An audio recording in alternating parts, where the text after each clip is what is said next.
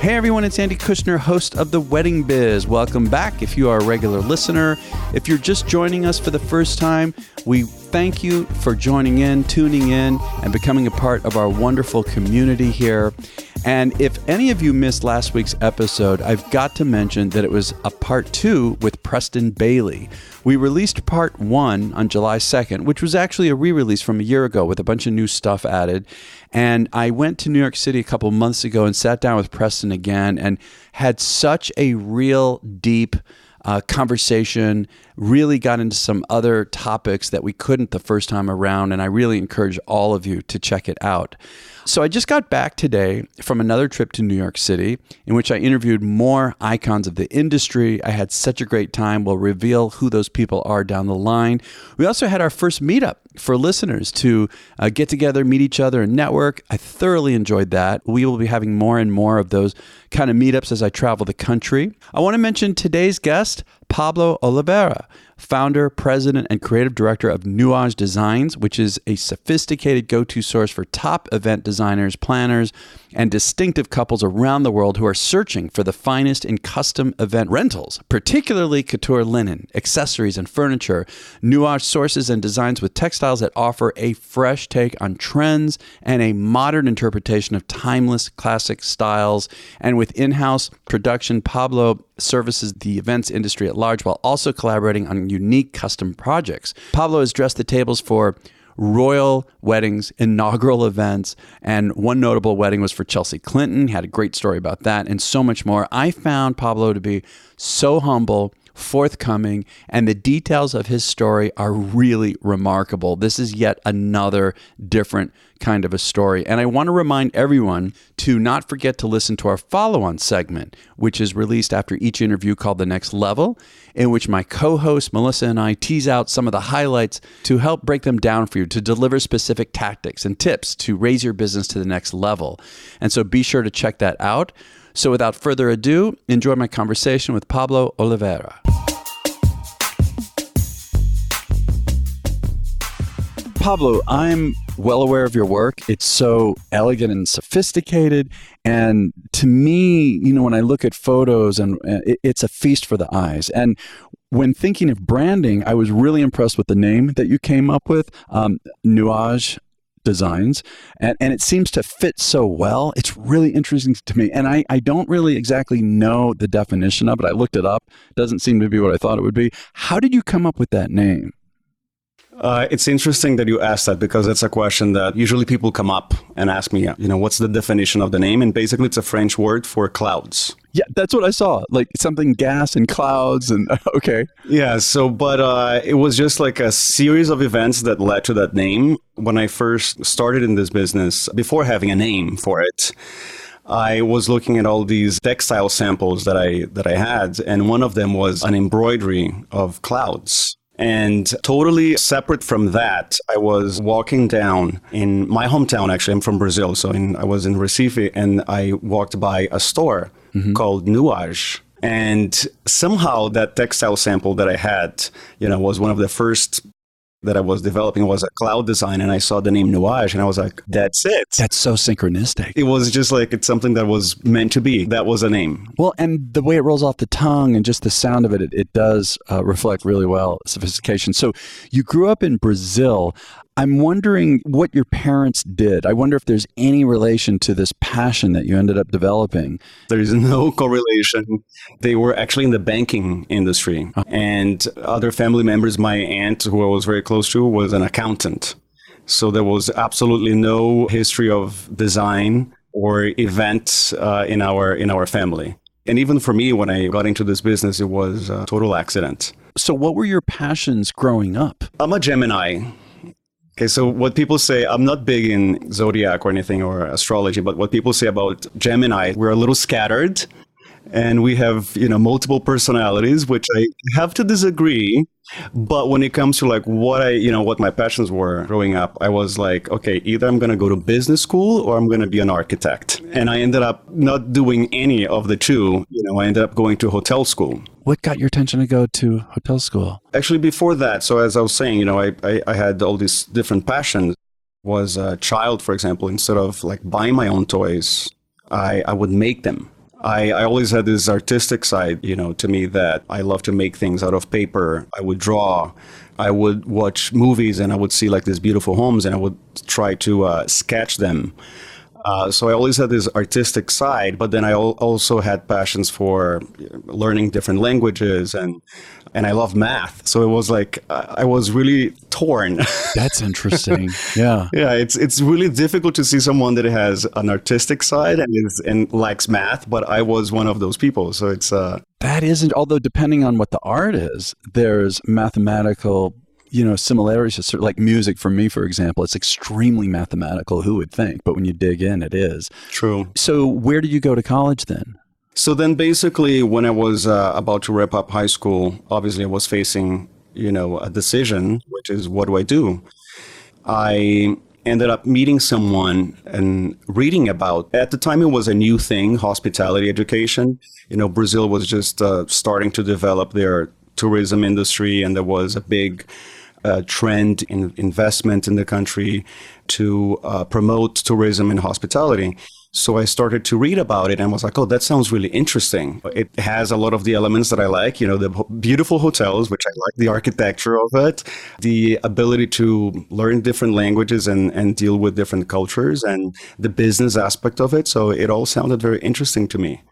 So that's when I made the decision to go to hotel school. And I ended up going to Switzerland to study hospitality. Oh, you did? Wow. Where in Switzerland did you go? On top of a mountain. It's the place is called Crans-Montana.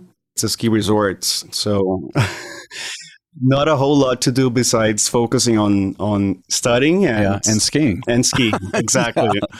What were you thinking as you were approaching your graduation in terms of doing? So at the time, I was pretty much into my education and where I was headed. I really loved what I was studying, and I had the opportunity to do some internships in Switzerland. As soon as I graduated, I actually got a job with, at the time, the Ritz-Carlton. So I moved to Barcelona. And I really enjoyed what I was doing. What was that position? In Barcelona, I was doing front of the house internship, kind of like a little bit of everything that relates to the rooms division of a hotel. As soon as I completed that internship, I moved to California, which was a big contrast going from Barcelona to Santa Barbara, California. I got a job offer from the Four Seasons, and I moved to the Four Seasons Biltmore. Yeah. What was your first position there? I started off as room service manager, and then I became an assistant restaurant manager, and then moved on to fine dining. And I know you love to eat, you were saying earlier. I love to eat, yeah, so that's... Convenient, all right. So that was convenient. We're talking Ritz-Carlton, then the Four Seasons, it's a certain level of hospitality. I'm starting to see where you're starting to get your sense of this sophistication, this elegant kind of feel. I think it's from my days working at those companies that I really bring my knowledge of and dealing with high-end expectations. Yeah, it's a very high-touch kind of situation, the service there. Yes. So how long did you last at the Four Seasons? So I was at the Four Seasons Santa Barbara for about a year. And then from there, I did another 180 in my life. I moved to Miami. So not for a job or? Actually, it was a mix of continuing education and then consequently job. I had an extra year of education in hospitality. And when I finished that, I got a job with a boutique hotel company owned by Chris Blackwell. Interesting. So it was quite an interesting scenario where it was the beginning of boutique hotels. I remember going there when it first opened, actually. Didn't he basically kick off South Beach in a sense? He had a lot of property there. He had a lot of properties, the Tides and the Marlin. There was actually a recording studio in the basement of the Marlin. Oh, yeah. Where U2 recorded. Yeah, because of course he then had Island Records and exactly. Bob Marley and all of that. Yeah, so at the time I was living the ultimate South Beach life and working for a boutique hotel company that catered to primarily the entertainment industry. So I had, a really fun job. And, shortly after was 9/11 happened. And obviously travel and tourism and, and hospitality took a big dive. Yeah. And basically what happened was I lost my job. The company outsourced the entire sales department. I lost my job, and turned out to be a great thing.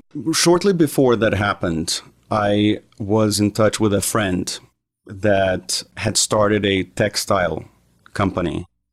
And she had been a little tired of the hotel industry and she wanted to start her own business and all of that. So she had a friend from India. So one thing led to the other. And then she started a textile business selling all different kinds of fabric items to hotels and to department stores. And at the time, she reached out to me and she said, "Oh, I'm doing this business and I'm looking for a partner. Be interested in partnering with me to grow the business." And this is before you were let go. This is before I was let go. A few months before, actually. And I said, "Well, I don't know if this is the right time. You know, I have this job and I really enjoy it. At the same time, things are kind of like difficult right now. So I don't know." And then fast forward a few months, I lost my job. And then the first thing I did was I picked up the phone and I said, "Hey, that opportunity, are you still up for that?" Wow. It sounds like you were maybe even excited in a sense. I mean, was it almost giving yourself permission to just take that leap? I was 25 years old at the time. And I felt like, you know, if there's a time and circumstances to start a business, that's it right now. I really have nothing to lose at 25 years old. So looking back, thank you for letting me go, right? Thank you for letting me go. Yes, it was the best thing that happened to me. It's such an intense thing. And so I like to think when something happens that is really scary to me and challenging, you know, and that door is just slammed shut. I feel like it's a muscle, Pablo, you know, where eventually I feel now that I've worked this muscle to where when something happens, there's a moment I might start to flip out. And then I stop myself and I think, okay, hold on. This door is slamming shut in my face, but there's another one open. There's got to be an opportunity. I need to do something to make myself feel better so I can look back and say, thank you for that challenge. You know what I mean? And I think that helps open it up. So you had a great attitude about it. Were you taking a financial risk? I'm curious. Like, did you have enough saved up that you could, you know, or were you really diving in? No, it was basically, I mean, I had a little bit of savings, but it wasn't, I can't say that they were enough to start a business and, you know, keep myself going. What actually happened was I decided that I was going to take that opportunity with her. I got a few job offers, some really exciting job offers after I lost that job. And I decided that I was going to start this business looking back, I was like, you know, I'm glad that I turned them down. I took a temporary job at the time to at least like know that I had some. Interesting. The way that it happened was through my contacts from other friends from school in Switzerland. We had a colleague that her father had a few hotels in Miami and they were in the process of letting go their general manager. So they were looking for someone for the space of like 6 months because the daughter was going to move to Miami to manage the hotels with her husband and so forth. But in the period of 6 months, they needed somebody to come in and take over while all of that was going to happen. So I'm like, okay, well, just so you know, I'm starting a business, but I can help you out for 6 months until you move here. And it turned out to be one of the best experiences that I had managing those hotels. How come? Well, my previous job, I was basically doing sales.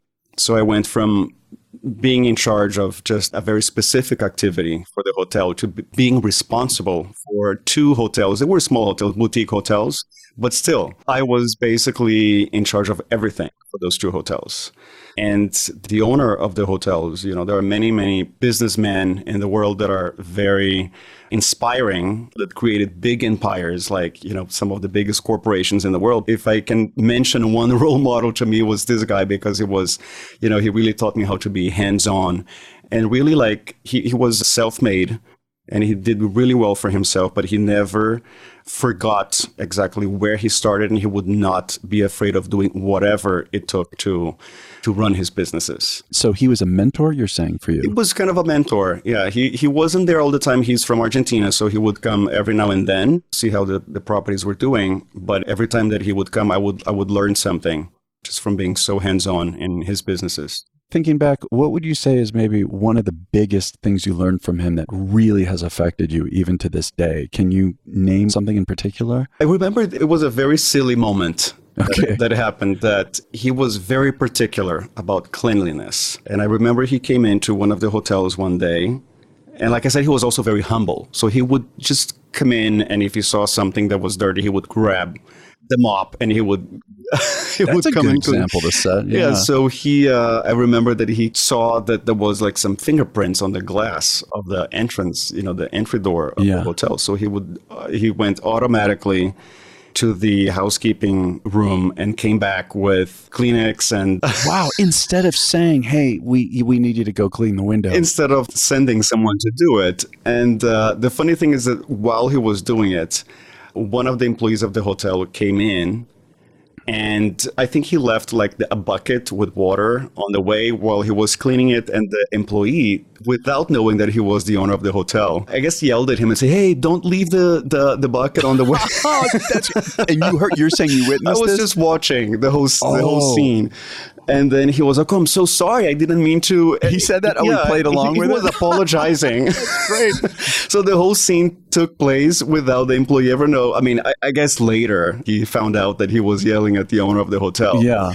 But I just thought it was such a gesture. Somebody else could have just said, hey, how dare you say that? I own this place. Yeah, sure. I can do whatever I want. But instead, no, he apologized and he moved the bucket. Boy, the humility of this guy. So I think that was a good example of being humble and just caring for your business, because that's at the end of the day, that's what he was doing. So in terms of this business, you become partners, and that's a whole nother story, having a partner. What were your responsibilities? Like, did the two of you sit down and say, okay, I'm going to do this, you're going to do that? Can you tell me a little bit about how it went right from the start? So we were both in charge of a little bit of everything. At the time, the business was mainly, we were selling textiles. Let me remind you that when I got into that business with my friend, I had absolutely no background in design. I could not tell cotton from silk apart. My God. I found that hard to believe. I had absolutely zero knowledge or background or anything in textile design. And I got into this business, and I really had to learn on the go.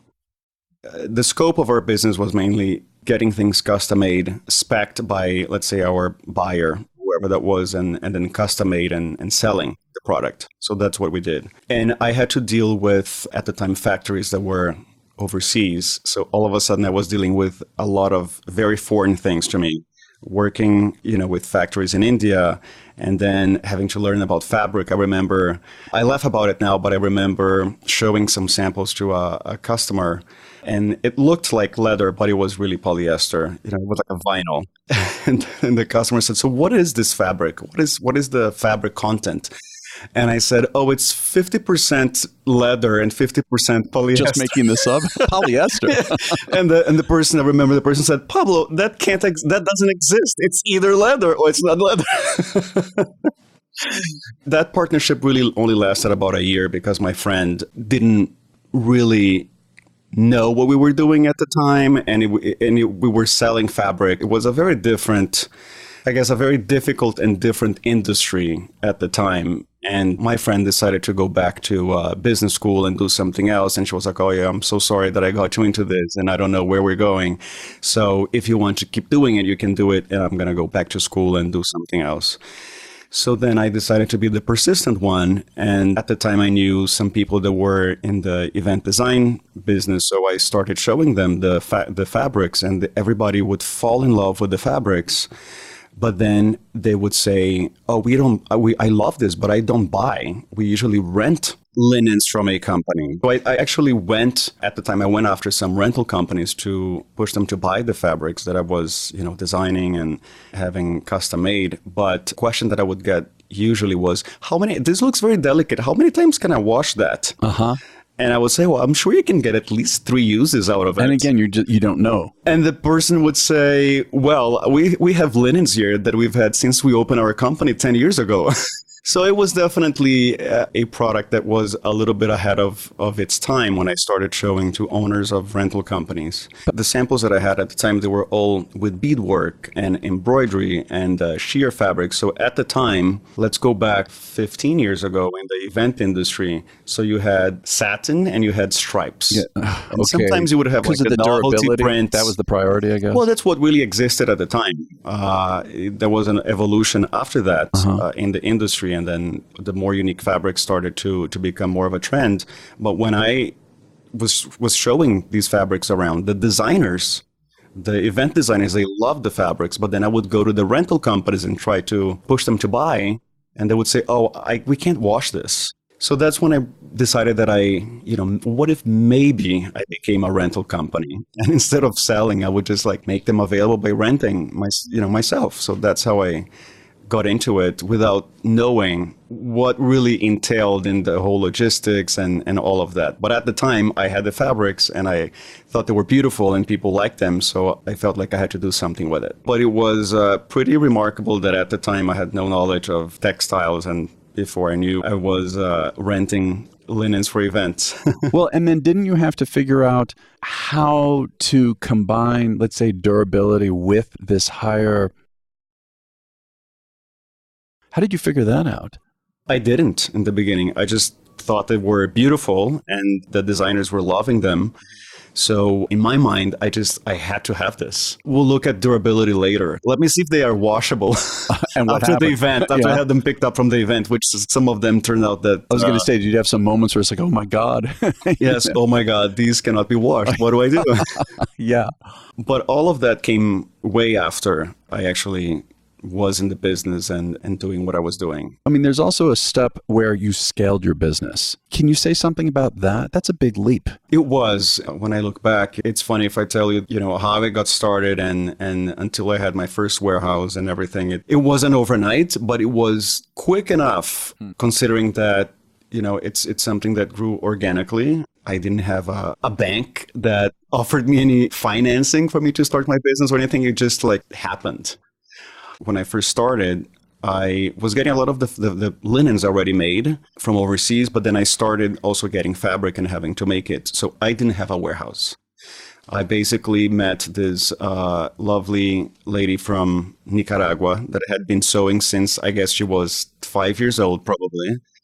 And my business started in her living room, in her little 2-bedroom house living room, where she would cut she would do the cutting on her bed, actually, and then do the sewing while watching novellas in the living room. That's great. So that's really how it started, was in her house. You mentioned a little while ago that you didn't know anything about design, and now here you are designing. I mean, again, I guess the path kind of unfolded in front of you, and you just, experimented and just trusted your eyes? How did you figure that out? You know how some things are just meant to happen, right? So I think this was one of them. That once I started, and it really became a passion for me. Yeah. And I found myself looking at wedding magazines and looking at dresses and looking at interior design magazines and getting inspired by all of that. So it's really something that I feel like I had to develop, or I had the eye. No, it sounds like you had an inner sense. It's almost like you're discovering that, oh, wait a minute, I do have opinions, very clear opinions, and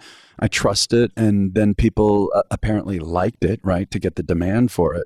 So that's kind of how it went for you. That's kind of how it went, yes. And then how about in terms of getting a warehouse, getting employees, how did that go for you? Because we're talking about a whole nother aspect. There's, I ask this of a lot of people, taking the art and the business of it. I understand that you're seeing business aspects, you had your mentor, but then to apply it in this way that you did, is that also something that kind of unfolded before you? It is, but of course I had my moments of, shoot, what do I do now?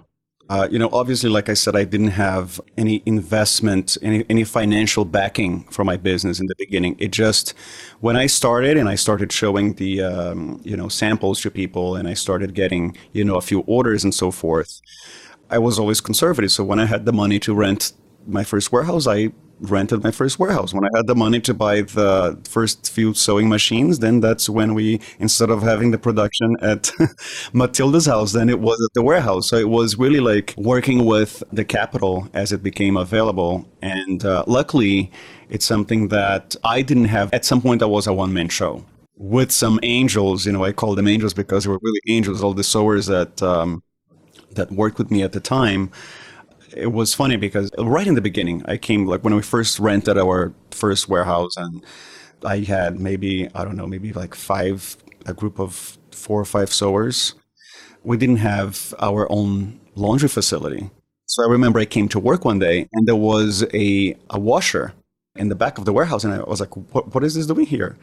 Basically, they had seen a used washer for sale on the way to work, and they all gathered and they paid for the washer and they brought it to the warehouse. So it was, I definitely had, I called them angels because they really cared for me and they kind of like helped me along the way. Well, but I'm going to submit here that you probably cared for them to set up that environment. Isn't that an important thing as an entrepreneur? And it's almost like they were also my mothers.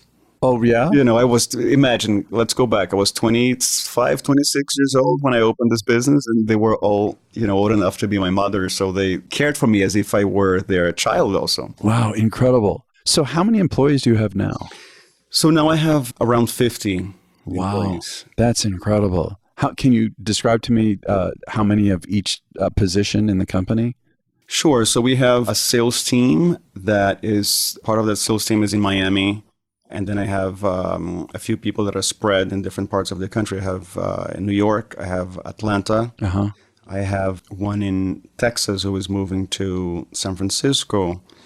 One just started in Dallas, and a business development person that soon starts in south of France, actually. So that'll be our first push outside of the country, yes. Yeah. Well, it's interesting too, because I think it was before we hit the record button here, we were talking about podcasts, and you were saying that you listened to one that's about sales and marketing. So you're still educating yourself and learning different ways to be more effective? For the longest time, my main role in this company was really being the creative director. I've always been the one who travels and brings in new product and develops new product, but you were talking about scaling the business. So always my passion was in the product itself and having beautiful things to offer to our customers. But I've also developed a passion for managing the business, which is very important. So very curious about all the different aspects of the business. We're now scaling our laundry. So I'm all about, okay, so how many pounds of linen, we're handling on a weekly basis. Deliveries, how many man hours and gas and mileage and all of that. I'm getting very specific about all these different aspects of my business. It's interesting. You say that you have a passion for managing, and I think a lot of us in the business, any business, that's a part that some people is like, oh, it's a necessary evil. On the other hand, some people I've interviewed here on the show, it was David Stark, actually. We were talking about building business structure. That's really important to him. And he's also obviously very creative. And I was asking him, well, how do you feel about handling the business part of it? And he said an interesting thing, which you're now making me think of as well, which is, he said, I believe that putting together a business structure is a creative act in of itself. Think of it as a creative act, gives it a different perspective. It does. And I agree with that. I think everything that you do in your company is part of a creative process. It's all connected, It's right? all connected, yeah. Is there anything specifically that you are so passionate about in terms of managing? Is it managing people? You're talking about, it sounds like the whole thing. Like you said, you're looking at delivery and you had to deal with inventory and costs of carrying inventory, all these things. You're excited about that. What I'm excited about is having more information about everything that pertains to my company. And a lot of us, which is like we run our operations and we don't quite know. Yeah. Right? There's a lot of it. I have been through that in my past. Absolutely. Cost me dearly. Yes. Yeah. So I've, as I said, my recent passion has become to learn everything about my business that I didn't know before. And you're going about that with podcasts. How else? Is there some particular ways that you're doing that to educate yourself? I like to go and connect with people that are obviously more experts in certain fields. Mm-hmm. I have someone that I'm lucky that I was able to bring that person to our team several years ago, actually, from the Ritz-Carlton. I tend to bring a lot of people from hospitality. Oh, yeah? Why is that? Just because I think it's a great school. Hospitality is definitely a great school because you learn a lot about customer service. You learn to deal with people, whether they are internal or external. I like that you said customers. Both. Yeah. Yes. Yeah. So I think hospitality is a great school. So I have someone from the Ritz-Carlton that used to do implementation of corporate projects at a corporate level for them. Now with the laundry, I'm connecting with people that are, definitely experts in the commercial laundry business. So I definitely like to connect with people that can bring knowledge. That's my favorite way of educating. Yeah, I think that's critical. That's good. And actually not to forget the people that are right there in the line. Like I spend a lot of time, we're talking about the laundry. I spend a lot of time with my laundry team now because they bring great insight also to the ins and outs of how everything happens in the department, not only in the laundry, but everywhere in the company. Like even, and it affects my creative process. Now before I bring a new fabric or I create something new that we offer in our line, I go down and I interview the people that are going to be handling that product, because they have to be involved in the whole process, because they're going to be the ones handling that product. This reminds me, I went to Boston University for a period of time. I had an internship with this great consultant, George Labovitz. It was ODI, Organizational Dynamic Incorporated. Anyway, I got this internship. He had to interview for it and everything. And I remember that he talked about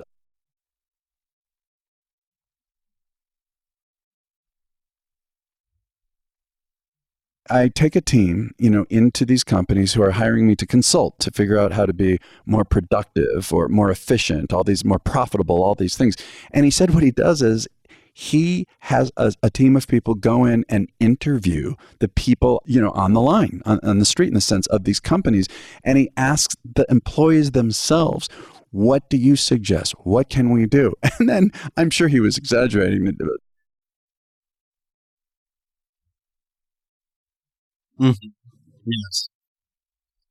Yeah, no, I like to involve everybody because, like I said, at the end of the day, they're going to be the ones handling the product, and some of the best ideas in terms of designing the workspace and new fabrics to bring in. They are the ones that kind of have the final say. Yeah. Yes. I want to transition over in terms of new fabrics and things like that. I noticed that with fashion and clothing, more and more, I'm seeing this recently, or a few years now, there's more mixing of different styles and elements, which is really interesting now, even colors that I never expected. And so the mixing of colors and textures, you're seeing that with linens, obviously. I imagine you're probably one of the trendsetters with this. How do you feel about that? I love everything that has an eclectic mix. So I definitely love mixing styles. I think that's what makes it interesting. So I'm all for it. And you have dressed the tables of some incredibly prestigious events. You've done royal weddings, is that right? I understand. Yes, we have. Can you tell me something? And also inaugural balls? We have, yes. What about the royal weddings? I mean, obviously, this is a hot topic recently, right, with Harry and Meghan Markle. How did you feel about that wedding? Did you pour through all the photos and everything? I did. I thought it was great. I loved it. Yes. I thought it was great. It was simple, right? But I love that there was, definitely a new take on tradition. I think it was, the timing was great for all of that to take place. But how so? What do you mean? Just breaking some of the protocols and all of that. Yeah. I thought it was great. I loved it. So what are some of the royal weddings you've done? Can you tell me some stories about the process of working in that kind of an environment? Well, sure. We have done, especially with Preston and some other designers, we've done quite a few royal weddings in the Middle East. It's a very interesting process. One, because the expectations are very high and the timing sometimes is very, very short. So sometimes you face a difficult situation trying to please when the time and the expectation is very high for the timing that you have. Some people, from what I understand, they feel they can just throw a lot of money at it, and so we can do it quickly. Yes, but we had one of the probably craziest productions that we've done was, we had to make these over 1,000 chair covers for a royal wedding, and their inspiration was this, I think it was a Versace dress that it had paillettes in the back of all different sizes, larger towards the ends and then smaller paillettes in the middle. And of course, that was inspired by a haute couture dress. So that was their expectation. And unfortunately, that fabric didn't exist as is on the photo. I kept telling the designer, I said, listen, I would love to help, but that fabric doesn't exist unless we create it from scratch. It's impossible. And even to create it from scratch, we only have a month until the wedding. So make a long story short, I had to set up this production line of 20 people, literally gluing the paillettes on the back of the chair cover to kind of mimic that Versace dress. So that was quite an experience to do that. I read you had talked about how couples need to choose a linen, and I assume also party planners need to choose a linen that will tell their story. And I wonder if you could say more about that. Well, obviously, I think the wedding itself is an experience that will tell the story of the couple. And the linen being, in my opinion, one of the most important pieces I would say that number one most important piece for a bride is their dress, obviously. And the linens being a textile, I think it kind of like ties in with the whole like wedding dress. And I think they definitely is an item that they pay a lot of attention and they take their time, to choose. I think that really it shows the story of that couple, whether they are a bride or, if it's a same-sex couple or if it's a bride and a groom, whether the bride is romantic or if it's a city girl or what exactly is her heart. I think the textile will tell that story. What is the process like? I would think that you have to work as a team too, of course, right? Obviously, I'm assuming floral designers, planners. How does the process go? Well, typically for the type of wedding that we do, typically we're working with a designer that is then working with the couple. We make the process easy for the designers because we have a lot of our items in our collection. They are present in what we call our design trunk. So it's like a sample kit that we send to our customers so they can use that as inspiration. So we have pieces of fabric that they can show based on what the story is going to be for that wedding. So they have that in front of them. And other times we just have to create something from scratch. I imagine you must love that. It's fun. It's definitely fun. I remember this one couple that the groom was the one that was particular about the tablecloth. And I remember the planner telling me, look, we've shown everything to this couple and we've probably shown 100 samples of linen and nothing will make the groom happy.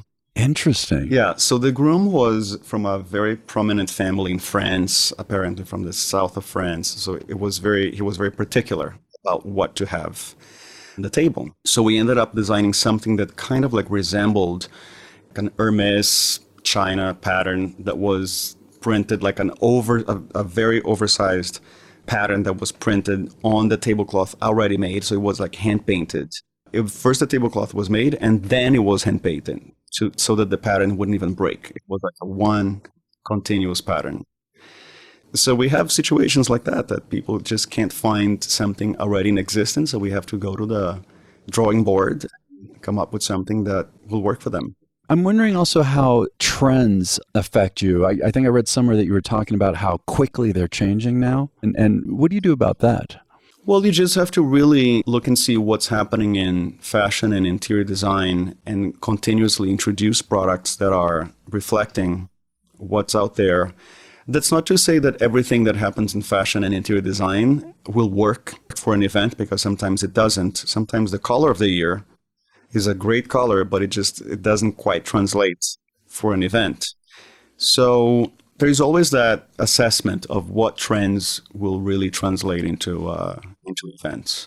I'm continuously going through that process and identifying that. And earlier you mentioned Bailey. I'm curious about what that process was like collaborating with him, because you've got the Preston Bailey collection. Mm-hmm. I know it's beautiful. What was that like? Well, the whole idea was our teams worked very closely because obviously he was always doing these very elaborate events. And we would custom make the linens for those events. And a lot of the times, Preston, his inspiration would come from a piece of textile. He would sometimes start his design process by the linen and then building on it. It was almost like a canvas that he would then build a whole design concept around it. So we did a lot of we always worked together with his team, doing most of the linens for his events. And then one day we just said, why don't we just collaborate and come up with a collection that will be available for all events? Whoever wants to use them in their events, then it's our collection. So that's how the whole idea came about. And I know there's a video on your website that I thought was really interesting, with a little snapshot of you working together in that way. That was interesting. And Pablo, you're talking about your experience in hospitality and the luxury aspect of it. How do you bring that forward? Well, I see, obviously our business has the design aspect to it. We provide beautiful linens and accessories for an event. But in my opinion, it's also, it's a service-based business. And the way I see it is we partner with our customers and we collaborate with them 100% in every aspect of it, not just providing beautiful things. And sometimes we go to the extent of going above and beyond for our customer. Remember, there's one circumstance that we had was we were working actually with Brian Raffanelli for an event, and there was a request for samples that we're going to do like a sample presentation, and something got lost in translation, and it was the day of the presentation. The presentation was in New York actually, and we got a call in the morning saying, "Oh, we have a problem. We meant to ask for a certain size, but what we got was a different size, and the presentation is today at 5 p.m."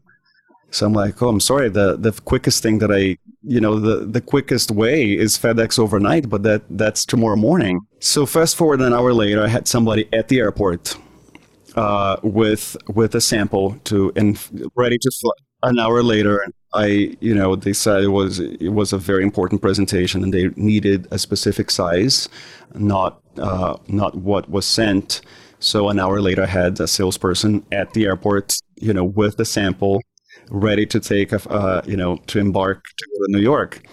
So, she got to the airport, took a taxi to the hotel, hand delivered the sample to one of Brian's team members that was already waiting at the lobby of the hotel and everything. So basically, as she's leaving the hotel, she sees Bill, Hillary arriving at the hotel. So next thing we know, that sample was for Chelsea's wedding. Oh, you didn't know this? And we had no idea. Brian didn't even We had no idea what the sample was for. And, fast forward a few months later, we were helping Brian with that wedding, but it was just like how, to us, it didn't even matter like who it was. That's what I was just going to say. I mean, I at first I'm thinking to myself, I was about to say, must be a prestigious, client, and you didn't even know. We had no idea. We just knew that we had, our client was in a situation where they needed something, and we were going to do whatever it took. So that's the story. No, I love that story. That's great. Wow.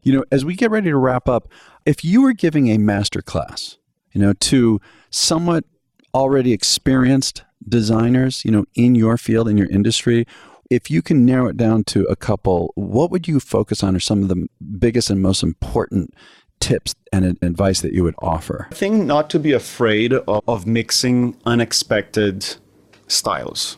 I love mixing what's modern with what's traditional. I think mixing it up is what makes it interesting. Yeah, interesting. Well, so Pablo, what is the best way to find out more about you and to reach you? Well, the best way to reach me is feel free to email me. I was going to say, I should give them your cell number. Maybe not. No. Okay. Email is the best. Pablo@nuagedesigns.com. Okay. Short and simple. And how about social media? Social media. To find out more about what we do as a company, Nuage Designs Inc. is our handle on Instagram. Okay. And we post every day. I tend to leave my Instagram more for like personal, but it's open, so it's not a private Instagram. So if anyone wants to see more pictures of me being silly and my travels and what I'm eating. Yeah, that's right. You love food. Since I love food, and my dog. I have a King Charles Cavalier. Oh yeah. His name is Poe. Poe. So you'll see him a lot on my personal Instagram. Mm-hmm. So it's Pablo C. Oliveira. Okay, and we will have all of this and the spelling in the show notes on the website. And just before we go, I'm wondering, what are you thinking about the next 5 years for yourself, the 5-10 years? I mean, you're still relatively young. Do you think that far ahead? How do you approach that? I do and I don't. It wasn't until recently that I started to do like, okay, let me see where I want to go in the next 5 years. I really like to take one step at a time.